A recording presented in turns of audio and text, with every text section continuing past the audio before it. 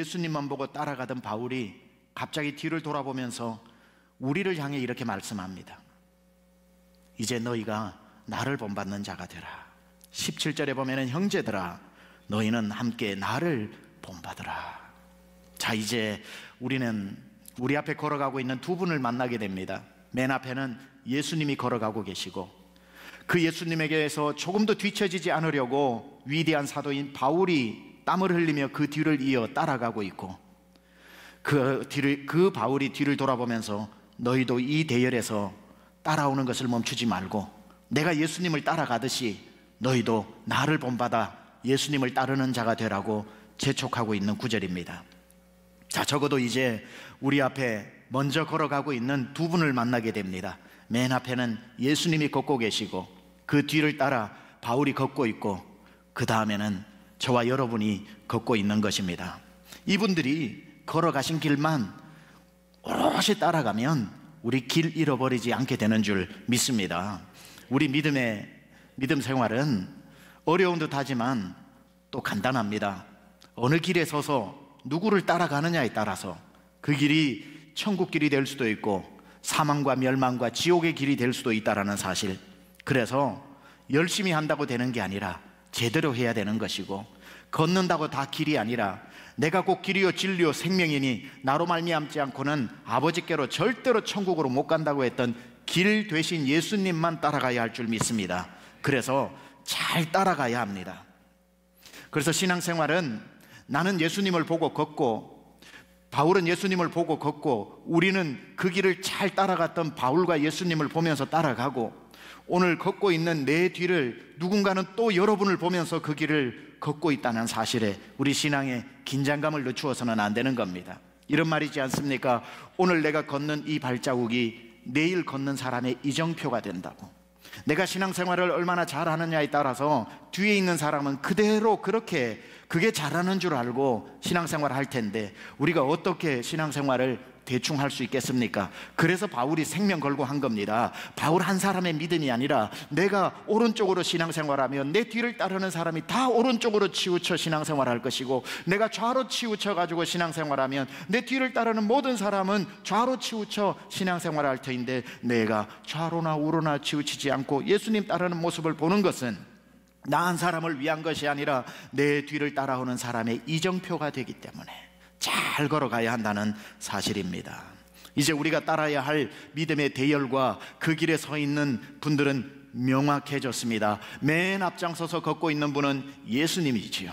예수님이 기분 좋게 우리의 목자가 되어서 저 푸른 초장 쉴만한 물가로도 가셨다가 험산 줄령과 사망의 음침한 골짜기도 아무 일 없다는 듯이 걸어갈 때에 우리가 두려워할 필요가 없는 것은 그 뒤를 수많은 사람들이 따라가고 있는데 예수님 뒤를 바짝 쫓아서 따라가고 있는 분들이 누굴까요? 틀림없이 12사도 아니겠습니까? 베드로가 예수님 뒤에서 아유 예수님 하고 따라가고 있고 그 뒤에는 요한이 따르고 있을 것이고 그 뒤에는 먼저 순교한 야고보가 따르고 있을 것이고 그 뒤에는 12사도들이 따르고 있고 그 12사도의 맨 뒷자리에는 위대한 하나님의 사도인 사도 바울이 그 뒤를 바짝 쫓아가고 있을 것이고 사도 바울의 옆에는 오른쪽을 보니 바나바가 함께 걷고 있고 왼쪽을 보니까 그의 주치의였던 누가가 함께 걷고 있고 그 바로 뒤에는 디모데가 따라가고 있고 그 뒤에는 마가가 따라가고 있으면서 그 뒤로는 누가 따르고 있습니까? 히브리서 12장 1절에 나오는 이름으로 구름같이 둘러싼 허다한 증인들 피 흘린 발자취로 예수님 따라갔던 우리의 믿음의 선배들이 그 길을 지금 걷고 있고 그 마지막에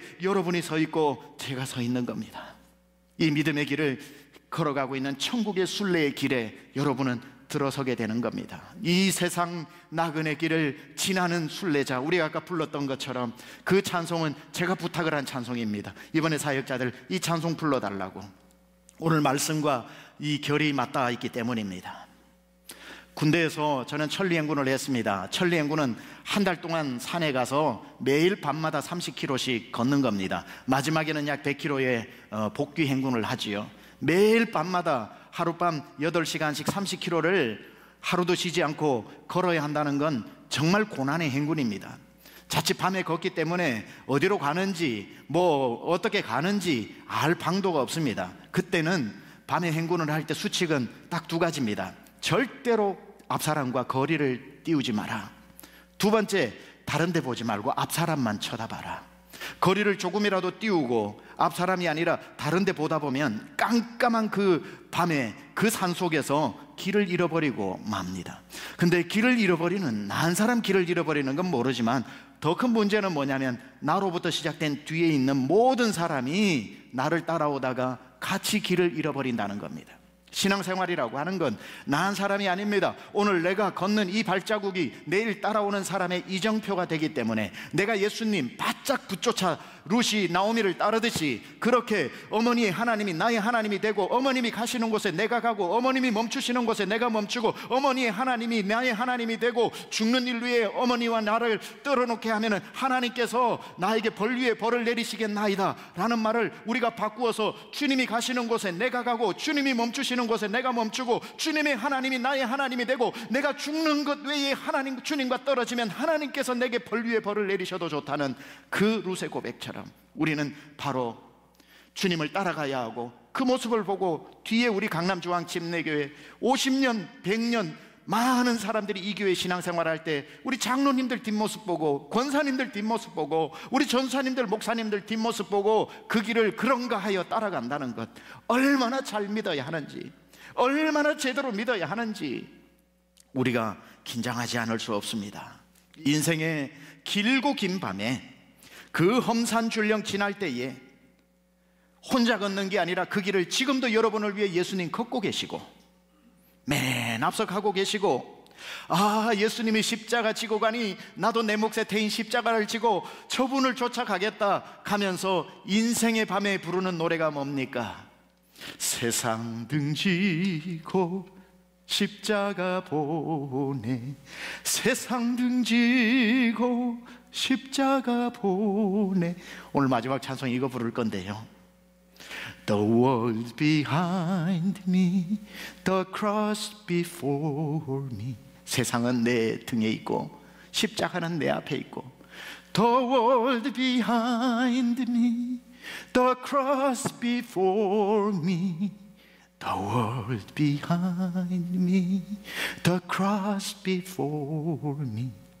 No turning back, no turning back. 그냥 예수님 걸어가신 그 길을 내 몫으로 주신 십자가, 내 몫에 태인 십자가 지고 세상은 내 뒤에 십자가는 내 앞에 절대 돌아서지 않으리라 하고 이 철로 역정의 길을 저와 여러분이 걸어가야 할 줄 믿습니다. 그런데 이 십자가를 지고 주님을 따라가는 이 길에 우리를 심히 방해하는 사람들이 있습니다. 이 길에 완주하지 못하도록 우리의 마음을 흔들어 놓는 사람들이 있습니다. 철로 역정의 길에 우리가 예수님을 바라보는 그 시선에서 눈을 떼서는 안 되겠지만 또 예의주시해서 쳐다봐야 할 사람들이 있습니다. 그것이 누구냐면 십자가를 같이 지고 가는 듯하나 흉내만 내고 지고 가는 사람들을 조심해야 됩니다. 똑같은 십자가를 예수님 바라보고 진정성 있게 지고 가는 줄 알았는데 가만 눈여겨보니까 그 십자가 안은 텅 비었고 가시면류관 험한 십자가가 아니라 짧은 십자가에 새끼손가락으로도 들만한 십자가를 특수 제작해가지고 힘든 척 연기를 하면서 지고 가고 있는 그런 흉내만 내는 사람들, 다른 말로 하면 십자가를 대충 지고 그 길에 들어선 것처럼 흉내를 내는 사람들, 절대로 여러분 그 사람들을 보고 흉내내거나 그 사람들을 부러워해서는 안 됩니다. 그들의 길은 예수님을 나처럼 따라가는 듯이 보이나 실상은 걸어가면 걸어갈수록 그 사람은 나와 거리가 멀어지고 주님과 거리가 멀어지고 그 길은 마침내 세상의 길로 가는 그 길에 들어선 사람들입니다. 17절에 나를 따르라고 말한 바울은 또한 이렇게 말씀을 이어가고 있지요. 형제들아, 너희는 함께 나를 본받으라. 그리고 너희가 우리를 본받은 것처럼 그와 같이 행하는 자들을 눈여겨보라. 그와 같이 행하는 자들을 눈여겨보라. 아니 도대체 그와 같이 행하는 자들이 누구란 말입니까? 18절에 어떤 일을 행하는 자들인지 이렇게 설명하고 있죠. 내가 여러 번 너희에게 말하였거니와 이제도 눈물을 흘리며 말하노니 여러 사람들이 그리스도의 십자가의 원수로 행하느니라.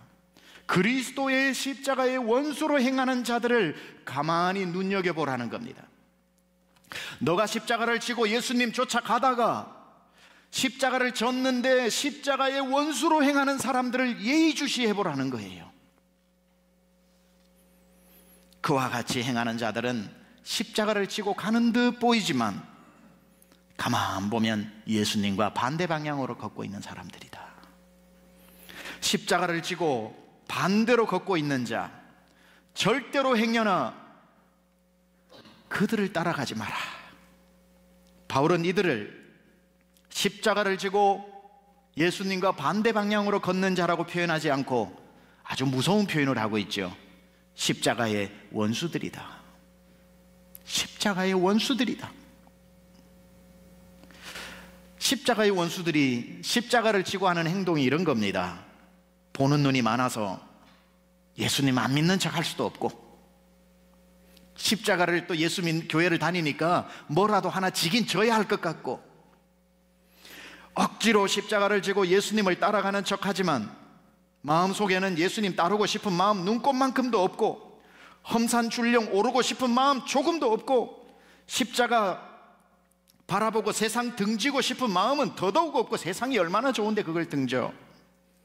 십자가 지고 가다가 피 흘리고 싶은 마음이 전혀 없는 사람들이 그저 쇼하면서 지고 가는 십자가를 따라가지 말라는 겁니다. 그래서 그 사람들이 십자가는 져야 되겠고, 근데 십자가 지고 어려운 일 당하고 싶은 마음은 조금도 없으니까 생각해낸 방법이 남들의 눈에는 십자가를 지고 가는 것처럼 보이게 만들어 놓고 편하지 않게 조금씩, 하루에 1mm씩 조금씩 벗어나 결국에 나중에 보면 십자가와 반대 방향으로 걷고 있는 사람들, 이 사람들을 오늘 성경은 십자가의 원수들이다 라고 이야기하고 있습니다.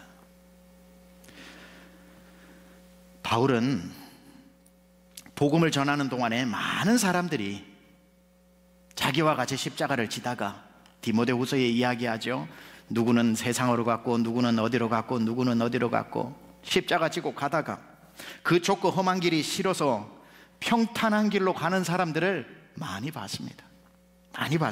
한때는 열심히 지었으나 나중에 보니까 결국은 평탄한 길로, 처음에는 너나 나나 다를 게 없었는 줄 알았는데 처음에는 1mm밖에 차이가 안 나니까, 2mm밖에 차이가 안 나니까, 길어야 1cm였으니까, 근데 지나고 보니 나는 십자가 지고 가는 길이고 저는 세상의 길로 갔으니 십자가의 반대의 길을 어느새 걷고 있는 사람, 십자가의 원수로 행하는 사람. 그런데요, 여러분 잘 들으세요. 십자가를 지고 예수님 따르다가 너무 힘들어서 십자가를 지고 예수님 등지고 세상 보고 가는 그 한 사람의 문제가 아닙니다. 십자가를 지고 세상 길로 가는 사람의 문제는 그 한 사람 당사자의 문제가 아니라 더 큰 문제는 그 사람 때문에 십자가 잘 지고 가는 사람들이 힘들어진다는 거예요. 이 길이 당연한 줄 알고, 예수 믿으면 이렇게 사는 줄 알고 내 몫에 태인 십자가 내가 지고 가겠습니다 하고 갔는데 세상을 향해 가는 사람들을 보다 보니까 내 마음이 흔들린다 이거예요. 나 이렇게 살아도 되나? 저 사람처럼 살아도 별 문제 없는 거 아니야? 마음이 힘들어지고, 잘 십자가 지고 가는 사람의 마음을 힘들게 만드는 것이 더 큰 문제입니다. 그래서 바울은 이런 차원에서 그들 한 명이 십자가 지고 세상을 향해 가는 게 아니라 그들의 행동이 십자가를 지고 예수님 쫓는 사람들의 원수의 역할을 하고 있다는 거예요. 원수의 역할. 나의 나태함은, 예수 믿다가 보여주는 나의 나태함은 나만의 나태함으로 끝나고 나만 심판받으면 괜찮겠지만, 나의 나태함 때문에 열심히 하고 있는 사람의 머리를 복잡하게 만든다는 거예요. 싱숭생숭하게 만들고 마음을 흔들어 놓고, 제대로 걷는 사람도 그 사람 때문에 나도 너무 심하게 믿는 거 아니야? 나도 너무 격하게 믿는 거 아니야? 나만 너무 유별나게 믿는 거 아니야? 저렇게 대충 찍어도 천국 갈 수 있는 거 아니야 혹시? 마음이 어지러워지게 만드는, 수많은 예수님께 생명을 걸고 그 철로 역정의 길에 들어선 사람들의 마음을 흔들어 놓는 그 죄가 십자가의 원수들이 짓는 죄라는 말입니다. 그래서 왜 예수를 대충 믿는 사람들이 십자가의 원수라고 표현하는지는 누가 이해를 하냐면, 이 말을 누가 이해하냐면 열심히 하고 있는 분들만 이해할 수 있는 말입니다. 예수님을 열심히 십자가 지고 예수님을 믿고 따르는 사람들이 예수 안 믿는 분들에게 시험 당하는 일이 없습니다. 여러분이 예수 안 믿는 분 때문에 시험 당합니까? 신앙생활 하다가 세상 일 하다가는 안 믿는 사람하고 이해관계 속에서 마찰도 있고 뭐 멱살잡이도 할 수 있겠지만, 신앙생활 차원에서 여러분이 교회에 와서 열심히 하고 있는 이 열심을 방해하는 사람이 예수 안 믿는 사람이 방해합니까? 핍박은 해도 방해는 못하는 겁니다. 그렇죠? 왜냐하면 우리는 세상에 믿지 않는 분을 향해서는 분노하지 않습니다. 불쌍해합니다. 긍휼해야 합니다. 그래서 저분 예수 믿게 해달라고 오히려 우리를 힘들게 할수록 눈물 흘리면서 긍휼한 마음으로 주여 저들의 죄를 용서해 주십시오, 저들이 하는 일을 알지 못합니다 하고 그들을 품지, 원수라고 얘기 안 합니다. 그래서 예수 잘 믿는 사람들을 힘들게 하는 것은 예수 안 믿는 사람이 아니라 예수 대충 믿는 사람들이 힘들게 하는 겁니다. 예수 잘 믿는 사람들을 계속 고민에 빠지게 만드는 것은 교회 밖에 있는 사람이 아니라 교회 안에서 대충 믿는 사람들이 열심히 믿는 사람들의 가장 큰 장애물이 된다는 거예요.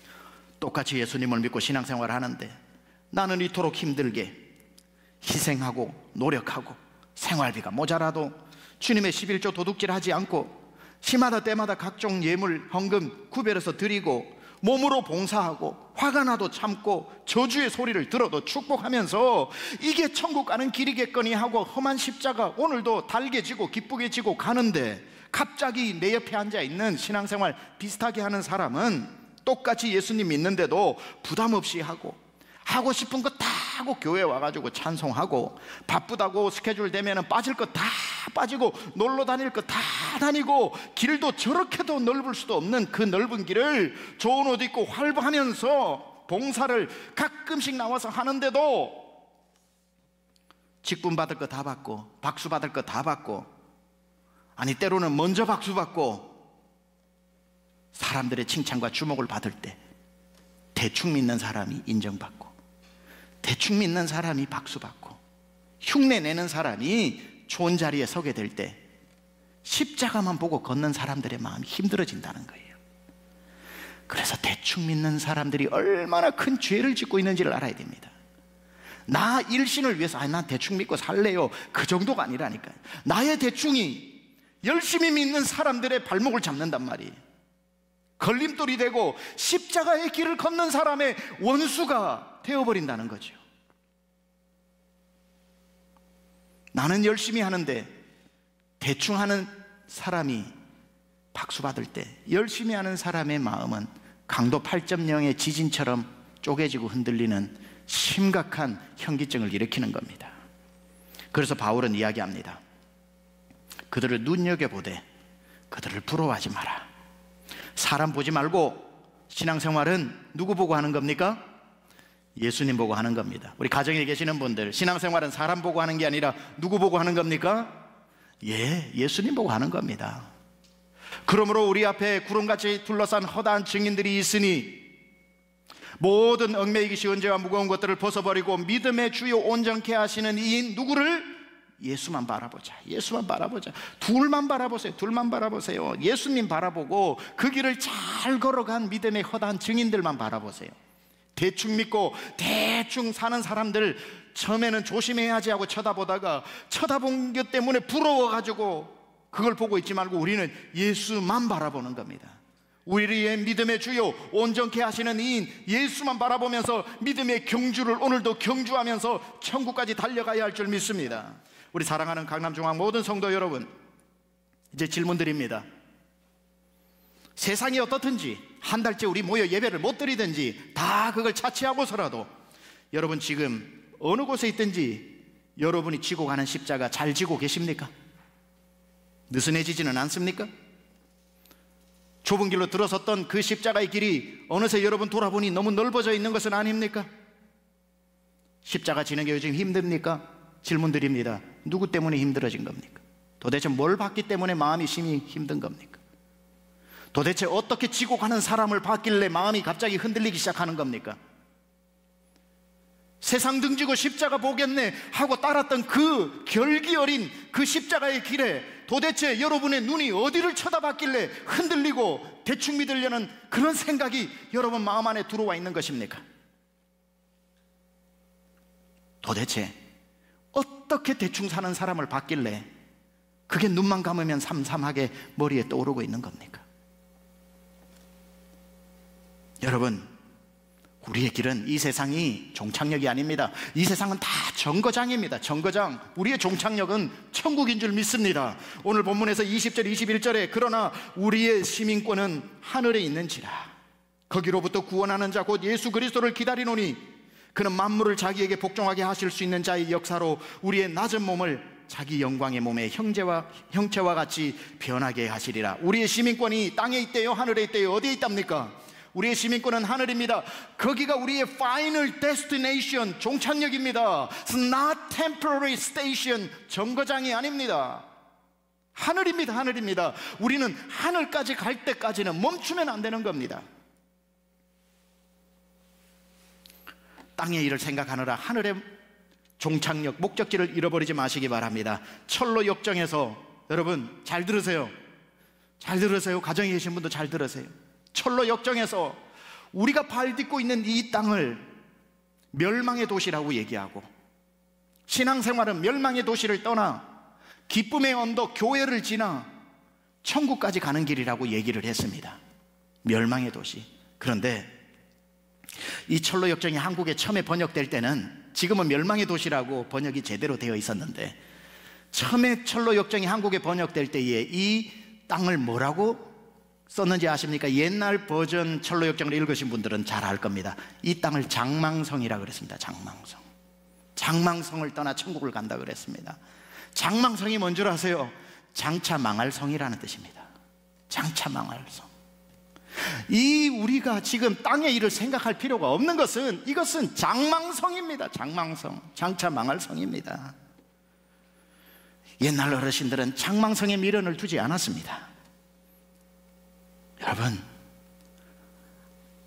여러분이 가지고 있는 모든 것 요단강 건너갈 때 다 내려놓고 주님 앞에 딱 한 가지 드려야 되는 거 아시죠? 끝까지 가지고 가서 십자가 지고 끝까지 가서 주님하고 주님 앞에 드릴 때에 그거 보고 주님이 우리에게 면류관과 상급으로 바꾸어 주실, 그게 여러분이 포기하지 않는 믿음입니다.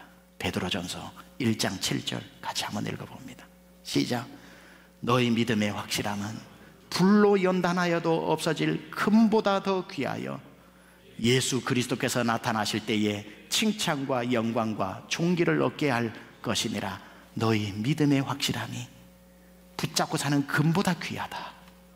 그래서 주님 앞에 주여 금도 포기하고 은도 포기하고 넓은 길도 포기하고 믿음 지키고 왔습니다 하고 내어놓을 때 주님이 그 믿음 받으면서 네 믿음이 금보다 귀하다.